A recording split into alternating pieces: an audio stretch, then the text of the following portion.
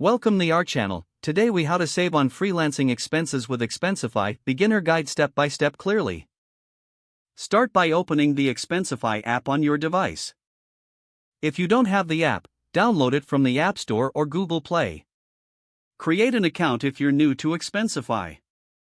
Log into your account if you already have one. Navigate to the home screen where you'll see options for various features. To track your expenses, click on the Expense tab. Here, you can manually enter expenses by selecting Add Expense.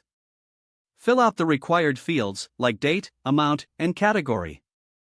You can also take a photo of your receipt using the app's camera feature. Simply click on Add Receipt and follow the prompts. Expensify will automatically read the receipt and populate the fields for you. To categorize your expenses effectively, use predefined categories. This helps to streamline reports for clients or personal tracking. When you're ready to build a report, go to the Report tab. Select Create New Report to get started. Name your report and add a description if necessary. You can now add expenses to this report by selecting them from your expense list. To review your report, navigate to the Report page.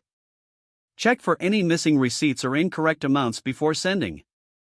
Once satisfied, click on Submit Report. Choose your client or project for accurate billing. Expensify allows you to set billing rates for easier invoicing.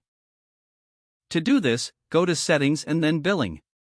Input your rates to automate future report generation.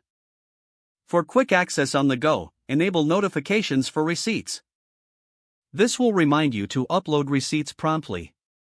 Finally, regularly review your spending trends in the dashboard. This helps you identify areas to cut costs and save on freelancing expenses. With these steps, managing your freelancing expenses becomes easier and more efficient. If the page does not load, refresh the browser or try again in a private or incognito window. Make sure you are using the correct email address, then retype it carefully to avoid small typos. If your password is not accepted, use the reset option and create a new strong password you can remember. Don't forget to like this video and subscribe to our channel for more step-by-step tech guides.